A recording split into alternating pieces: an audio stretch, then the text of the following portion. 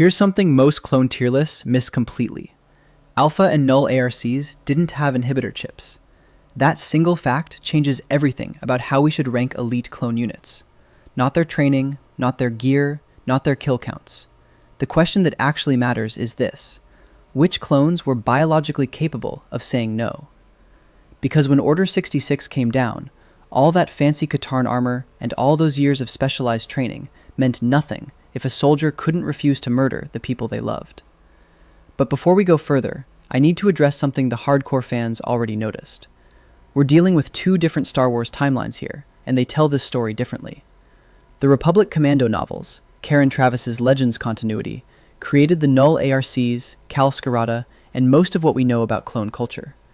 In that timeline, inhibitor chips didn't exist. Order 66 was a contingency order, drilled into clones through training, that soldiers could choose to follow or refuse based on loyalty and conscience. Then, the Clone Wars animated series established Canon continuity, where inhibitor chips were biological control mechanisms implanted during fetal development. Order 66 became compulsion, not choice. The clones didn't betray the Jedi because they were following orders. They betrayed them because their brains were hijacked. Here's the thing. Both versions point to the same truth. Whether through chip absence or cultural independence, the clones who could defy Order 66 shared one trait. They possessed genuine autonomy when it mattered most. The mechanism differs. The meaning doesn't. And if you want a canon example of what chipless autonomy looks like, look at Clone Force 99. The Bad Batch, Hunter, Wrecker, Tech, Crosshair, and later Echo, represent the modern canon parallel to the Null ARCs from Legends, enhanced clones, genetic mutations that push them beyond standard parameters. Specialists whose differences made them extraordinarily effective and extraordinarily difficult to control. When Order 66 activated, 4 of the 5 didn't comply. Not because they were morally superior, not because they'd been trained differently, because their genetic mutations interfered with the chip's behavioral subroutine. Hunter's enhanced senses, Wrecker's physical modifications, Tech's cognitive augmentation. Whatever made them special also made them resistant to the override that turned their brothers into weapons. Crosshair's chip worked. That's the tragedy of it. Same squad, same missions, same bonds forged through years of unconventional warfare. But his mutation didn't interfere with the chip the way his brothers did. So when the order came, Crosshair complied. Tried to kill his own squad. Spent the early Imperial period hunting clones who'd defected, including the brothers he'd served beside since decanting. The Bad Batch proves the principle holds in canon. Genetic variation that disrupts control mechanisms correlates with autonomy. The clones who could defy the order were the ones whose biology made the chip unreliable. Everyone else followed programming they couldn't resist. So let's talk about what the Kaminoans were actually afraid of. 32 years before the Battle of Yavin, while the Republic Senate debated trade disputes, and nobody outside a handful of conspirators knew a clone army existed, Kaminoan geneticists in Tipoca City were running their first experiments with enhanced soldiers. The facilities stretched across platforms rising from Kamino's endless ocean, staffed by scientists like Nala Se, who would later become chief medical scientist overseeing the entire clone program. These early experiments produced 12 subjects, Null-class advanced recon commandos. By every metric the Kaminoans valued, every single one, these children were catastrophic failures. The genetic modifications worked too well. That was the problem. The Kaminoans pushed cognitive development to extreme levels, enhanced physical reflexes beyond anything the standard cloning process achieved, and accelerated neural pathways governing tactical reasoning. These kids could read at adult levels before their second biological year. They displayed tactical awareness that startled combat-hardened trainers. Their physical capabilities exceeded Jango Fett's own impressive baseline. But they thought for themselves. When trainers issued orders that seemed tactically stupid, the Null ARCs refused. They argued back. They suggested alternatives. They formed emotional attachments to each other and to the few adults who treated them like people instead of products. They expressed preferences about food, training schedules, and sleeping arrangements. They had personalities, distinct, individual, impossible to standardize. The Kaminoans ran a business. They were producing a military product for an extremely expensive contract, and that product needed to be reliable, predictable. A clone that questioned orders wasn't a premium soldier. It was a liability that could tank the entire commercial model. 6 of the 12 died during accelerated development. Unstable genetics, the scientists noted. The modifications had pushed too far. The Kaminoans gathered the remaining 6, designated N11, N5, N7, N10, N6, and N12, though they would later be known as Ordo, Prudii, Muriel, Jiang, Comerc, and Aden, and signed a termination order. Think about that for a second. 6 children who were too good at being soldiers, too smart, too capable, too aware, marked for execution because they wouldn't stop thinking. The termination order was signed. The children were gathered. And that's when Kal Skirata changed everything. Skirata was Mandalorian, one of the 100 mercenaries, soldiers, and specialists that Jango Fett had personally recruited to train the clone army. These trainers received a designation in Mandoa, Kuival Dar, those who no longer exist. They'd officially vanished from the galaxy to work in secrecy on Kamino, their identities erased, their former lives abandoned. Some were bounty hunters. Some were special forces veterans. Some were experts in demolitions, infiltration, or psychological warfare. All of them were dangerous enough that Jango Fett considered them worthy of shaping his genetic legacy. Skirata wasn't assigned to the Null batch. His job was training clone commandos, the 4-man special operations squads that would become legends of the Clone Wars. But he encountered these 6 condemned children during his time in the facility, and where the Kaminoans saw defective merchandise awaiting disposal, Skirata saw something else entirely. He saw sons.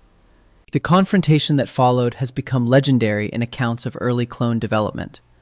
Armed Mandalorian warrior versus Kaminoan geneticists. Skirata made it violently clear that killing these children would cost more than keeping them alive. The exact words vary depending on which source you trust. What doesn't vary is the outcome. The termination order was rescinded. The Null ARCs were placed under Skirata's personal supervision, removed from the standard training pipeline entirely. He raised them as Mandalorians first, soldiers second. Skirata taught them the Resulnare, the 6 tenets that defined Mandalorian identity across thousands of years of warrior culture: education, armor, self-defense, clan, language, leadership.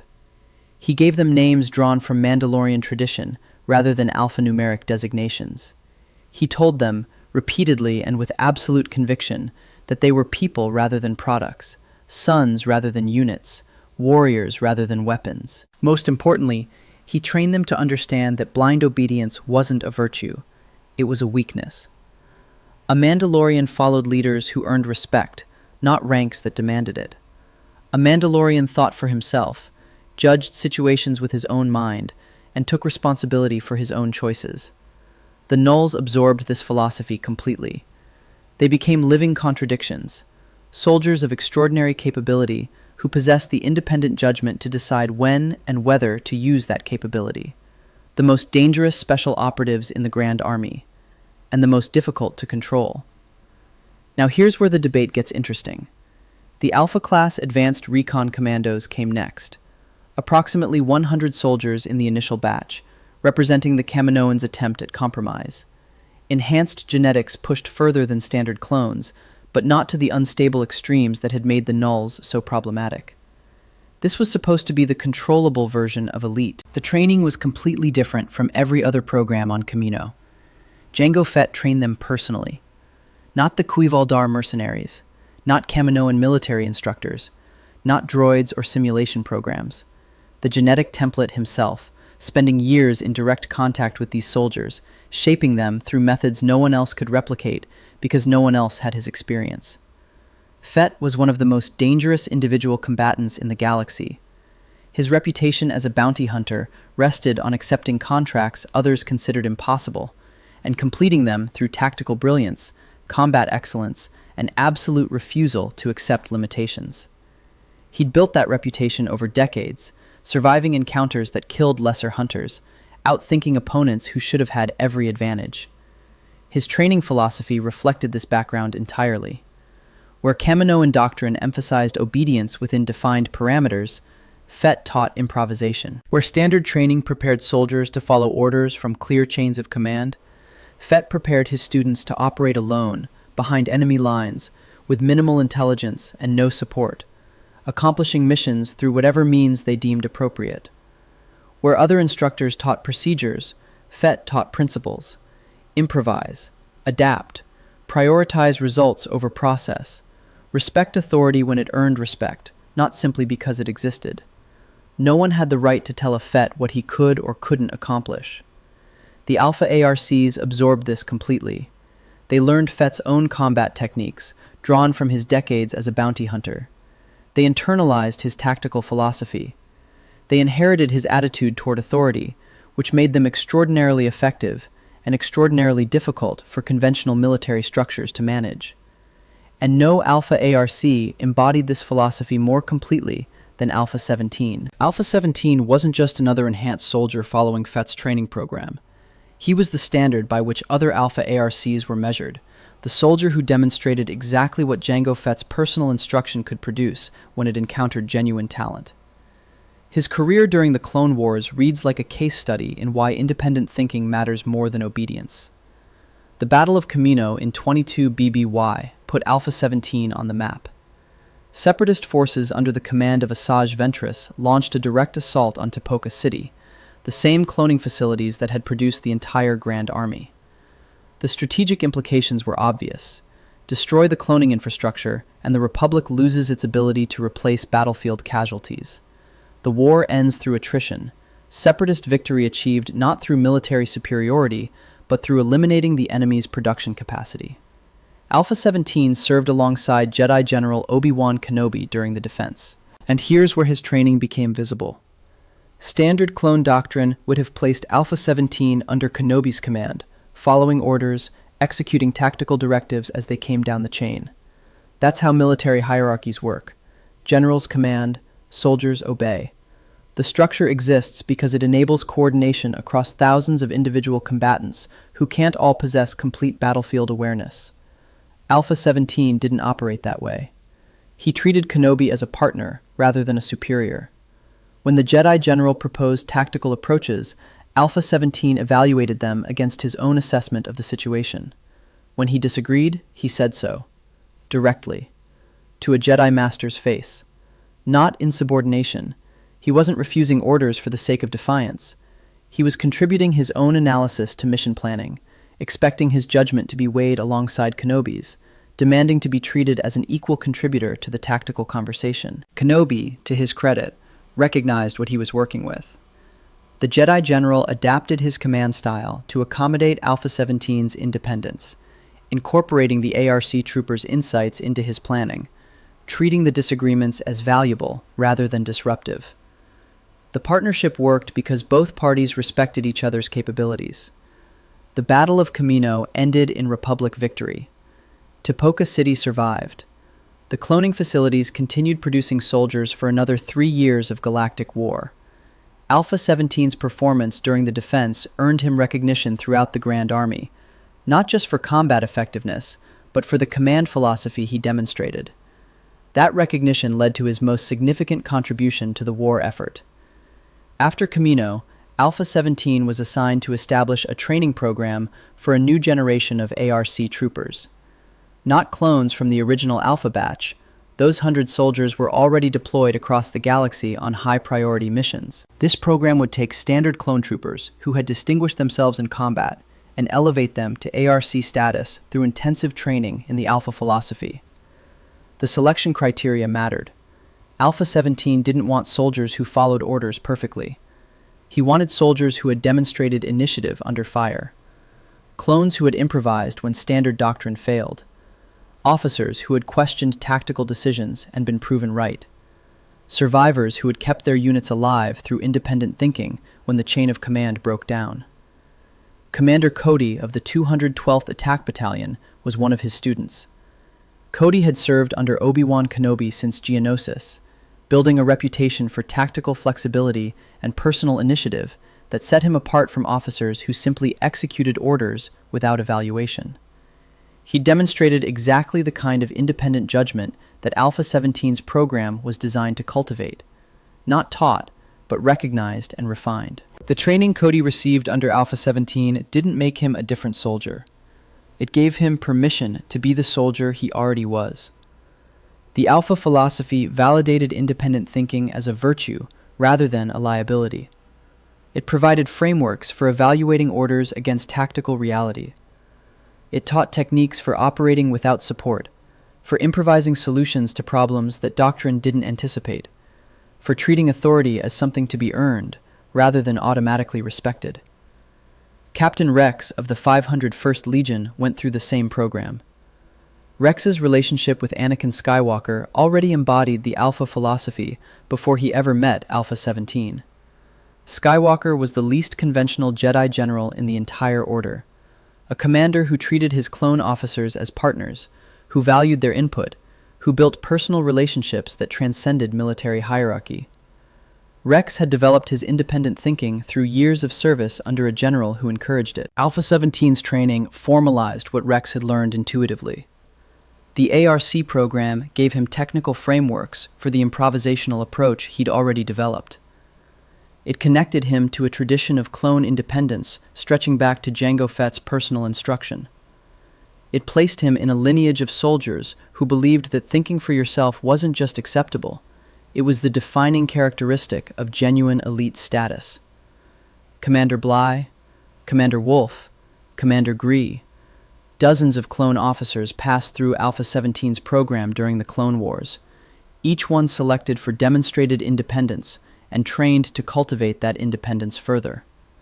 The Alpha philosophy spread through the officer corps of the Grand Army, carried by soldiers who had learned from soldiers who had learned from Jango Fett himself. This lineage matters for understanding what happened later. The clones who resisted Order 66, even partially, even briefly, were disproportionately soldiers connected to the Alpha training tradition.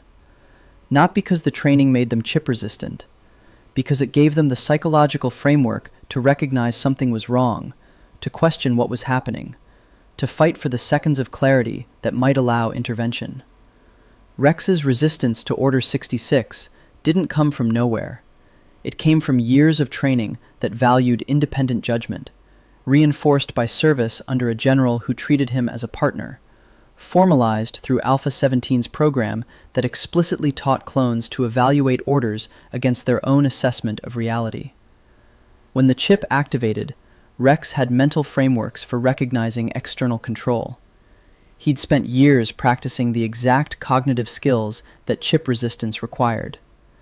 Alpha 17's legacy, then, wasn't just the soldiers he trained. It was the principle he embodied, that genuine elite status meant the capacity for judgment, not just the capacity for violence.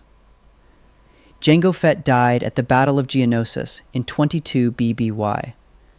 Mace Windu's lightsaber took his head in the opening engagement of the Clone Wars, before most Alpha ARCs saw significant combat deployment. But the training he'd instilled persisted through every soldier he'd personally shaped, and through Alpha 17's program, that training spread to officers across the entire Grand Army. Which brings us to the Republic Commandos, and I want to be fair to that camp, because their arguments aren't wrong. They're just incomplete. In terms of raw equipment, Commandos were the best equipped infantry soldiers in the Grand Army. Period. Full stop. No qualification necessary. Katarn-class armor offered heavier protection than anything else in the clone arsenal. Not modified standard armor, not upgraded components. Purpose-built heavy infantry protection designed specifically for special operations work. The armor integrated advanced sensor suites that provided environmental data no standard trooper could access. Enhanced communication systems allowed squad-level tactical coordination across distances that would leave normal units isolated. Tactical displays projected battlefield awareness directly into the wearer's field of vision. Their primary weapon, the The DC-17M interchangeable weapon system could configure as a blaster rifle for general combat, a sniper rifle for precision elimination, or an anti-armor grenade launcher for hardened targets. One weapon platform, 3 distinct combat roles, mission flexibility that other infantry units could only achieve by carrying multiple weapons systems. And the genetic augmentations were real. Improved reflexes, enhanced endurance, physical strength pushed beyond the standard clone baseline through targeted modifications. Not as extreme as the Nulls, stable, predictable, controllable, but meaningful advantages that translated directly to combat performance.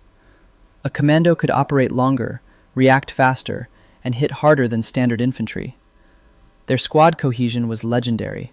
4 soldiers, trained together from decanting, bonded so deeply they could anticipate each other without speaking, moving as a single tactical unit rather than 4 individuals coordinating their actions. The Kaminoans deliberately cultivated these attachments because soldiers who loved their brothers fought harder to protect them. The psychology was simple and effective. Give them something worth dying for, and they'll accomplish missions no rational soldier would attempt. Delta Squad. Boss, Fixer, Scorch, Sev. If you played the game, you know what I mean. That breach stack where you'd queue up your squad positions, then watch them flow through a doorway like water, each man covering his sector automatically. Scorch's jokes cutting through mission tension.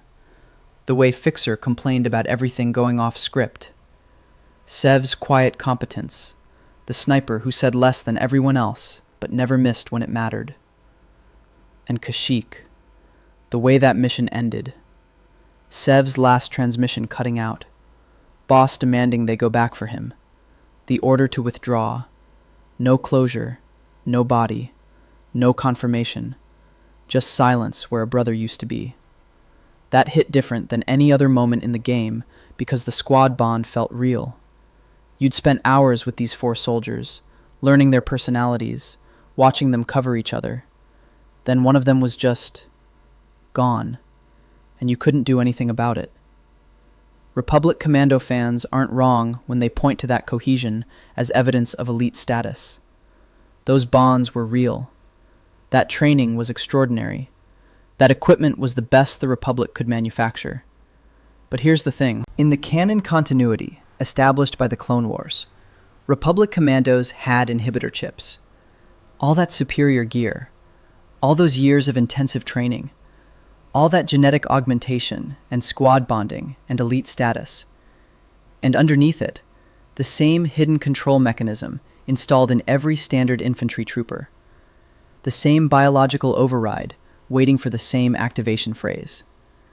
The official Kaminoan explanation for the chips? They suppressed aggressive and independent tendencies inherited from the Jango Fett genetic template. Fett was a notoriously independent operator, a bounty hunter who answered to no authority he hadn't chosen to respect. An army sharing those traits would be essentially uncontrollable. The chips just dampened the problematic characteristics. Quality control, product standardization. The actual purpose was Protocol 66, a behavioral subroutine embedded in every chip, waiting for a specific activation phrase from a specific authority.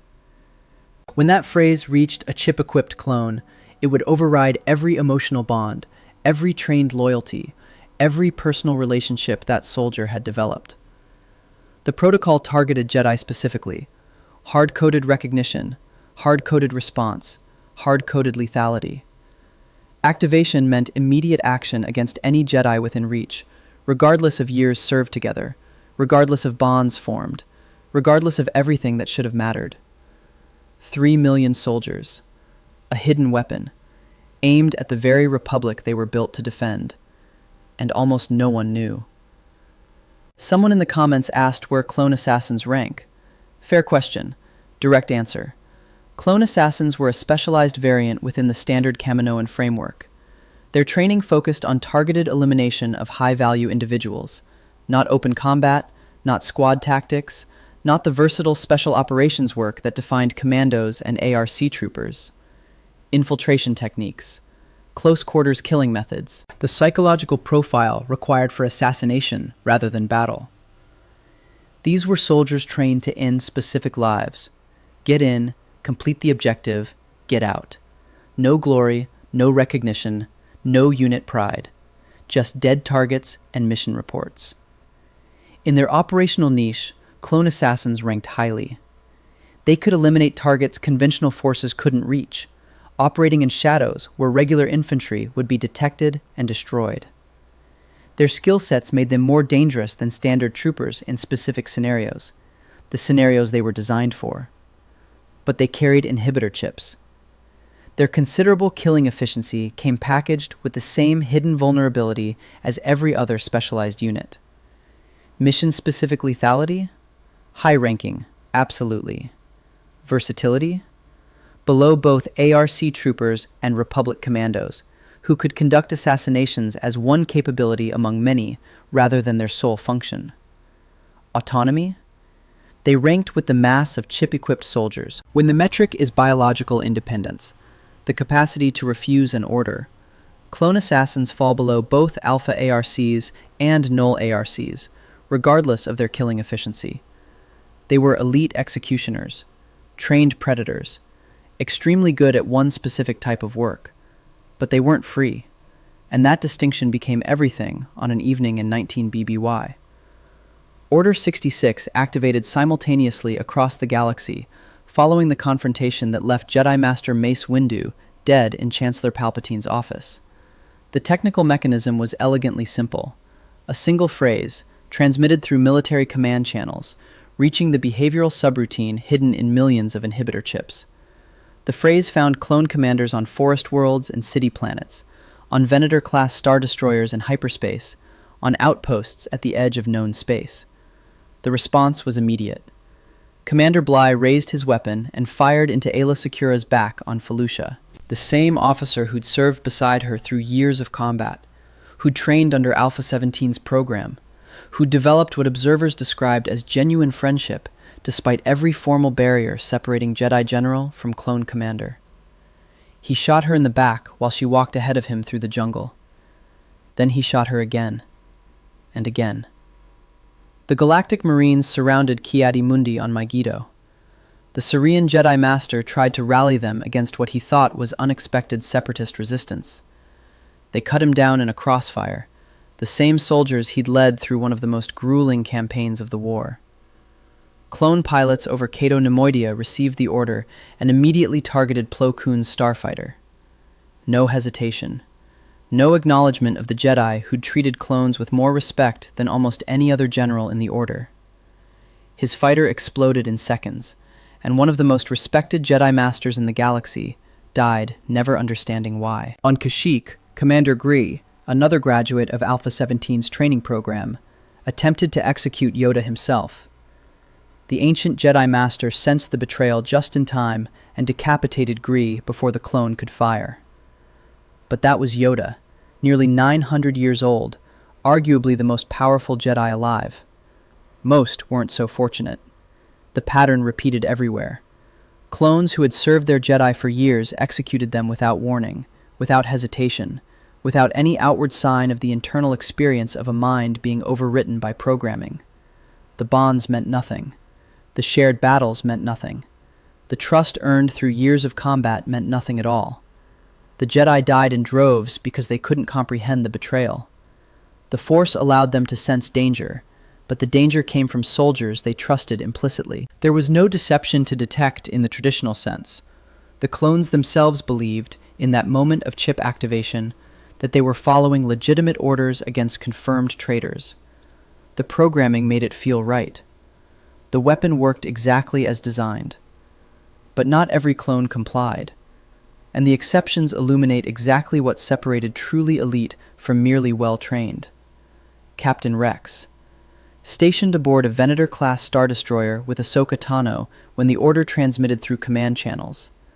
ARC Trooper designation earned through battlefield distinction. Training under the Alpha program philosophy, absorbed through his time with Alpha 17, and reinforced through years serving under Anakin Skywalker's unconventional command style.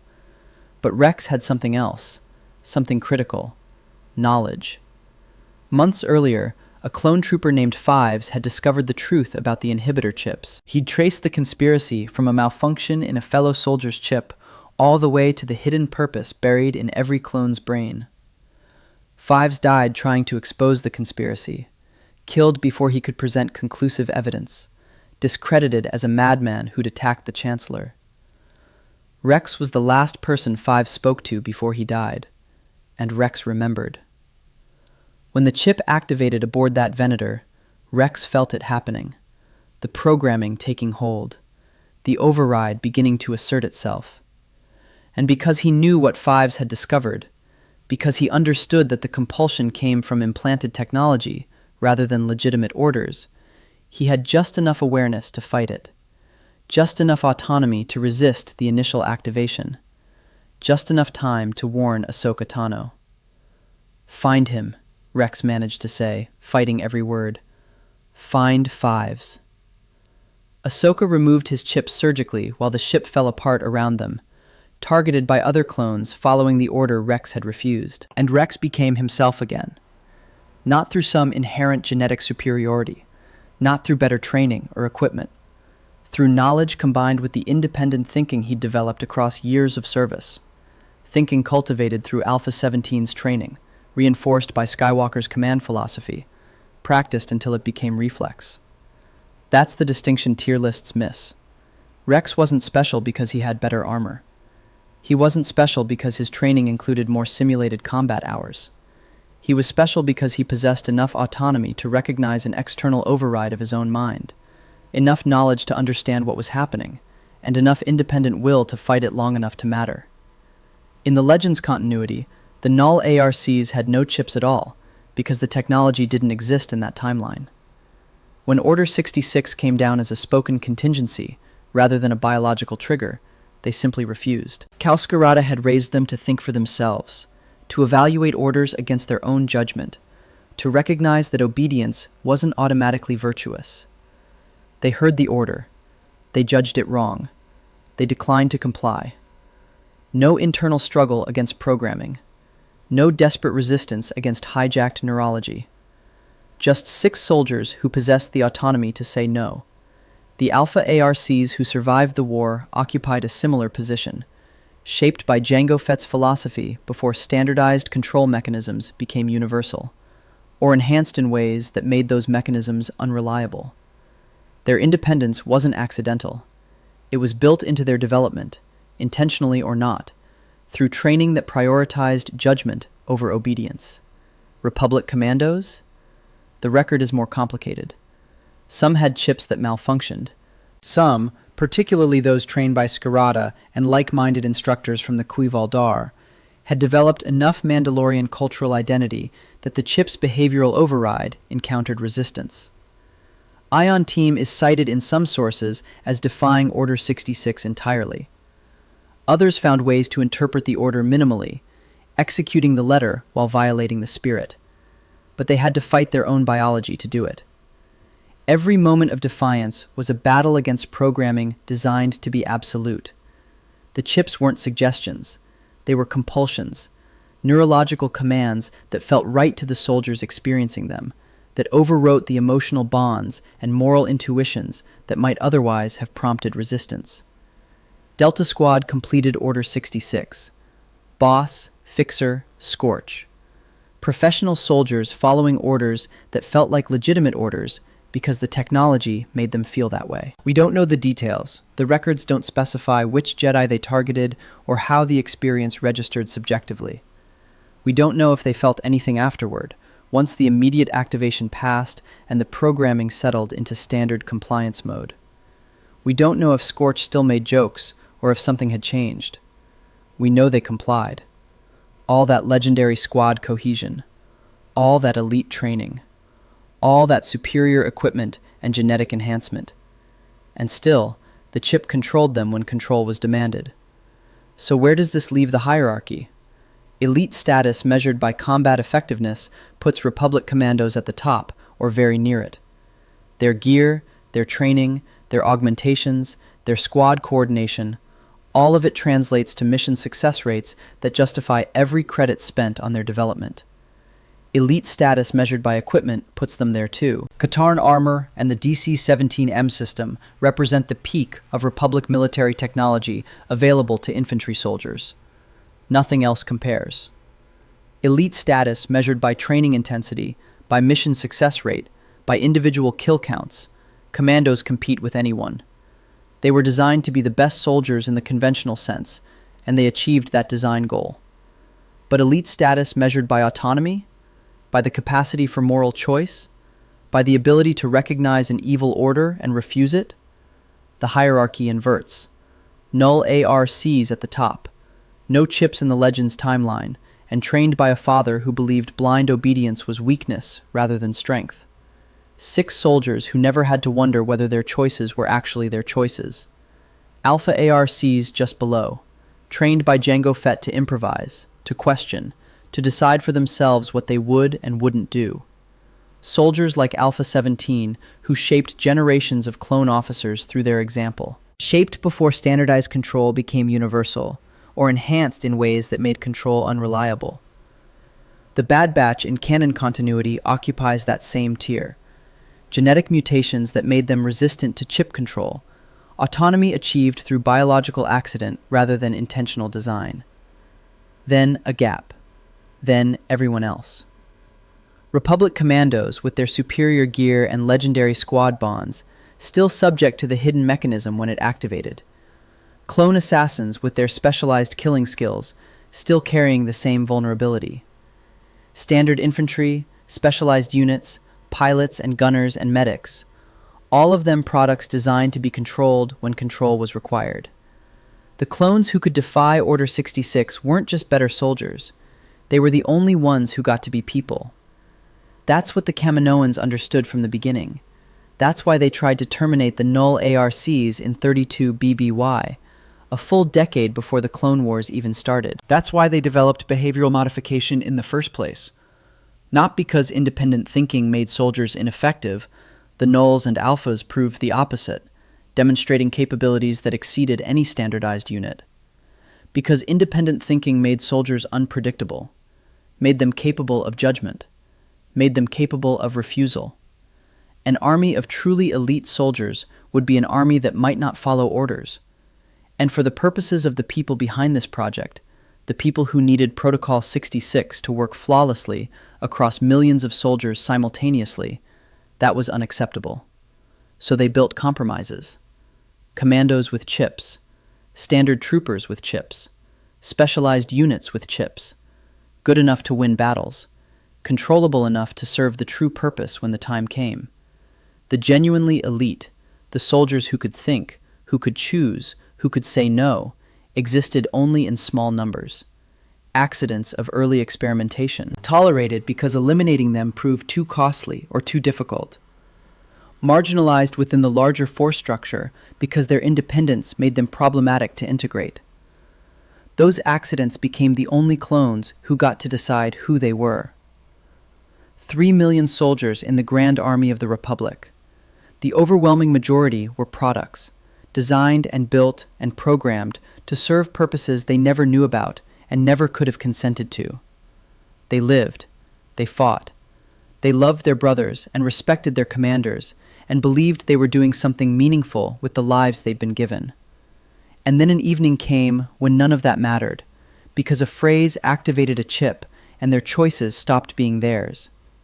The handful who escaped that fate, through chiplessness, through early removal, through knowledge and resistance, and whatever biological quirks made them capable of fighting the override, became something else entirely. They became people who happened to be soldiers, rather than soldiers who might have become people if circumstances had allowed it.